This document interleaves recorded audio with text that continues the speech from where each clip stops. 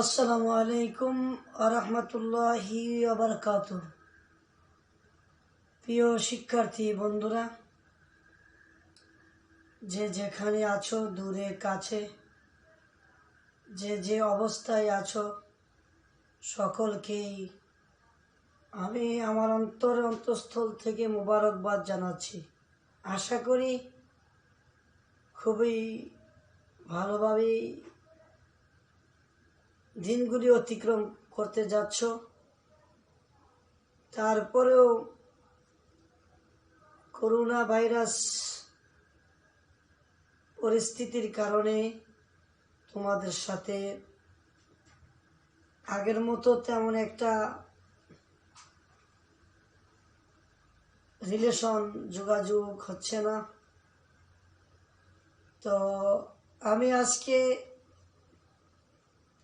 তোমাদের সামনে একটি বিষয় নিয়ে হাজির হয়েছি। বিষয়টি হচ্ছে ইংলিশ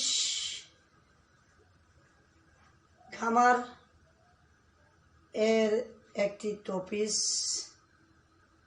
যেটা হচ্ছে সেন্টেন্স।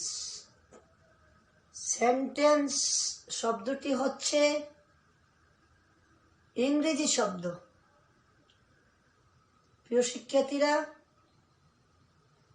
সেন্টেন্স শব্দটি ইংরেজি শব্দ, যার বাংলা অর্থ হচ্ছে বাক্য। ইংরেজিতে বলা হয় সেন্টেন্স, আর বাংলাতে বলা হয় বাক্য। তো এখন প্রশ্ন হলো, হোয়াট ইজ সেন্টেন্স? সেন্টেন্সটা কি, অথবা সেন্টেন্স কাকে বলে? এই সেন্টেন্সটা কত প্রকার, কি কি? এই বিষয়ে আমি তোমাদের সামনে কিছু কথা বলতে যাচ্ছি। তোমরা যারা এখানে আজকের এই ভিডিও প্রোগ্রামটি যারা দেখতে পাচ্ছ, তোমরা অবশ্যই উপকৃত হবে বলে আমি আশা করছি। মনোযোগ সহকারে আজকের এই ক্লাসটা তোমরা উপভোগ করবে। ক্লাসটা আমি ধার করিয়েছি উপহার হিসাবে ক্লাস ষষ্ঠ শ্রেণীর প্রিয় শিক্ষার্থীদের জন্য আজকের এই ক্লাসটা আমি উপস্থাপন করতে যাচ্ছি। তোমরা এদিকে লক্ষ্য রাখো এবং আমার সাথে একমত হয়ে তোমরা একটু সামনের দিকে এগিয়ে যাওয়ার চেষ্টা করো। তো আসল মূল কথা যাচ্ছি আমরা। সেন্টেন্স হচ্ছে বাক্য। মানুষ কথা বলে। মানুষ কথা বলার জন্য মনের ভাব প্রকাশ করে থাকেন। তো মনের ভাব প্রকাশ করার জন্য দুই বা ততোধিক ওয়ার্ড বা শব্দ পাশাপাশি বসে যদি দুই বা ততোধিক ওয়ার্ড বা শব্দ পাশাপাশি বসে যদি একটি সম্পূর্ণ মনের ভাব প্রকাশ পায়, তাকেই সেন্টেন্স বা বাক্য বলা যেতে পারে। যেমন আমি বললাম যে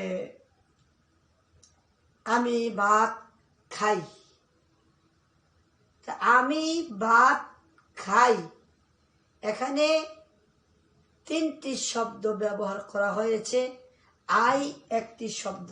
দেখো বন্ধুরা, আই একটি শব্দ। আই অর্থ আমি। তো আমি কি করি? আমি ভাত খাই। I eat rice. I eat rice. তো দেখো বন্ধুরা, এখানে পরপর তিনটি ওয়ার্ড পাশাপাশি বসেছে, আর এই বসার কারণে আমরা ধরে নিতে পারি এটা একটা সেন্টেন্স হয়েছে, যার অর্থ হচ্ছে আমি ভাত খাই। তো এই আমি ভাত খাই কথাটা দিয়ে কিন্তু একটি মনের একটি ভাব প্রকাশ পেয়েছি। মানুষের ভাবটা কিন্তু লুকায়িত থাকে, যখন প্রকাশ করা হয় তখনই বোঝা যায় তার মনের মধ্যে কি ভাব পোষণ করেছে। তো এইভাবে সেন্টেন্স অথবা বাক্য প্রকাশ করতে হলে 2 বা ততোধিক ওয়ার্ড পাশাপাশি বসাইয়া মনের ভাব প্রকাশ করতে হবে। যেমন আরেকটি সেন্টেন্স তৈরি করা যাক, যেমন আমি স্কুলে যাই, আই গো টু স্কুল, আমি স্কুলে যাই।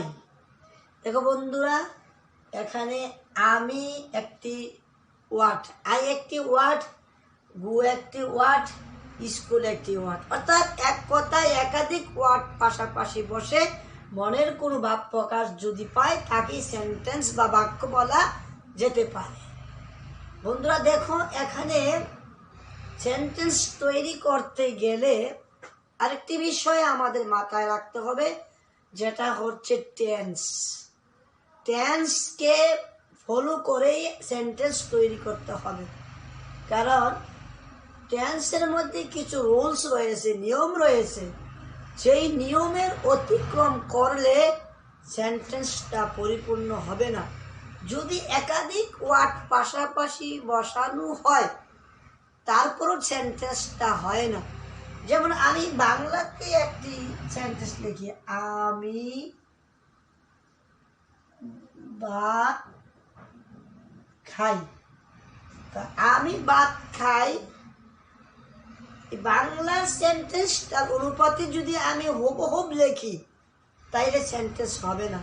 যেমন প্রথমে আমি আছে, আমি হচ্ছে আই, এরপরে ভাত আছে, ভাতের ইংরেজি হচ্ছে রাইস, আর আই সি রাইস, এরপরে আছে খাই, খাই মানে ইট, তাইলে আই রাইস ইট, আমি ভাত খাই বাংলাটা, আর ইংরেজিটা যদি আমি এটার সাথে মিলিয়ে লিখি পাশাপাশি আই রাইস ইট, তাহলে হলো না। তাহলে এখানে একটা কাজ করতে হবে, এখানে টেন্সকে ফলো করতে হবে। Tense subject plus verb plus object, খেয়াল রাখতে হবে। কোনো সেন্টেন্স অ্যাসারেটিভ সেন্টেন্স গঠন করতে গেলে, অ্যাফার্মেটিভ সেন্টেন্স গঠন করতে গেলে প্রথমেই আসবে সাবজেক্ট। আমি ভাত খাই, এই জায়গার মধ্যে সাবজেক্ট হচ্ছে আমি, আমির ইংরেজি হচ্ছে আই। তো আমি ভাত খাই, এই সেন্টেন্সের মধ্যে ভার্ব হচ্ছে খাই, তাহলে এখানে আই হলো সাবজেক্ট, ভার্ব হলো খাই, খাইয়ের ইংরেজি হচ্ছে ইট, আর এরপরে অবজেক্ট, অবজেক্ট ভার্ব, আর I right, I eat right, আমি ভাত খাই। তাহলে বোঝা গেল অ্যাসারেটিভ সেন্টেন্স এর যদি আমরা কি করি বাক্য গঠন করতে চাই, তখন আমাদের একটা জিনিস ফলো রাখতে হবে, টেন্সকে ফলো রেখে অনুসরণ করে আমরা বাক্য তৈরি করতে হবে। Subject plus verb plus object. তাহলে I eat write, I go to school, আমি স্কুলে যাই। প্রিয় শিক্ষার্থীরা, এখানে আরেকটা বিষয় দেখো, আই ইট রাইট, এখানে 3টা ওয়ার্ড ব্যবহার করা হয়েছে, আর আমি স্কুলে যাই সেখানে 3টি ওয়ার্ড বসানোর পরে একটা টু বসানো হয়েছে। এখানে টুটা বসানোর কারণ কি, এটা যদি তোমরা জেনে নিতে পারো তোমাদের জন্য সহজ হয়ে যাবে।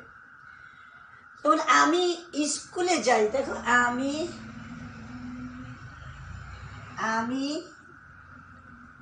স্কুলে যাই, তাহলে এখানে আমি গো যাই স্কুল,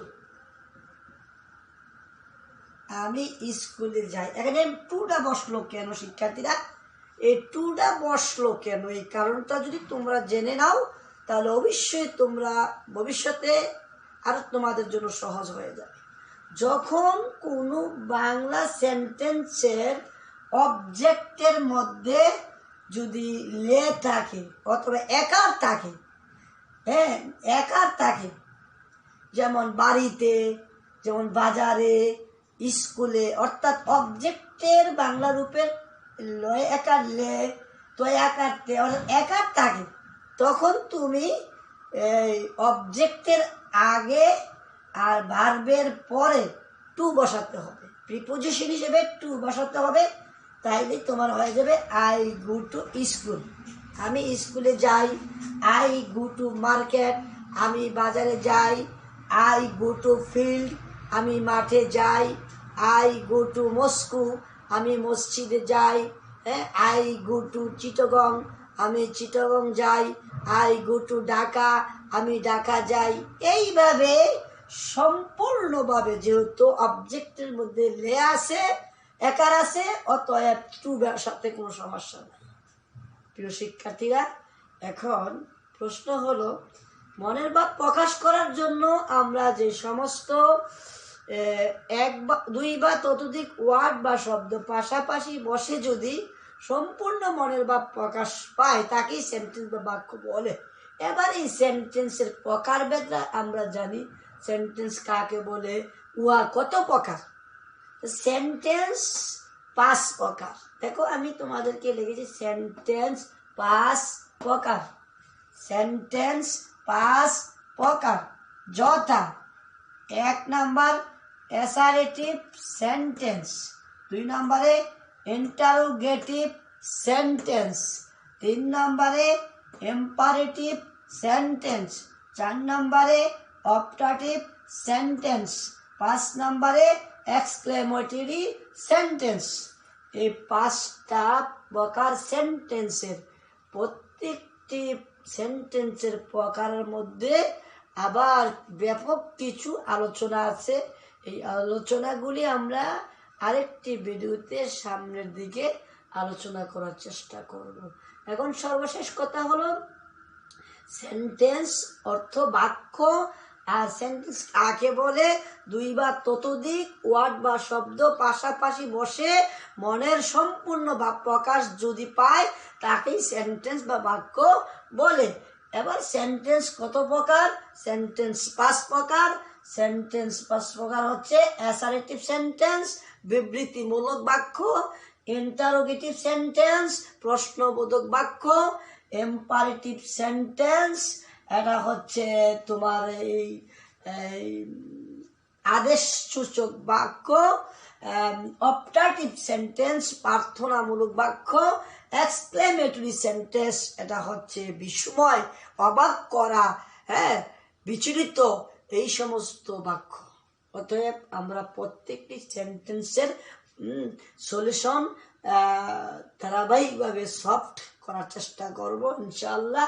পরবর্তী ক্লাসে ইনশাআল্লাহ আবার তোমাদের সাথে দেখা হবে, এই বিষয়ে আরো কিছু আলোচনা হবে। ভালো থাকো, সুস্থ থাকো। টেক মাই সালাম। আসসালামু আলাইকুম ওয়া রাহমাতুল্লাহি ওয়া বারাকাতুহু।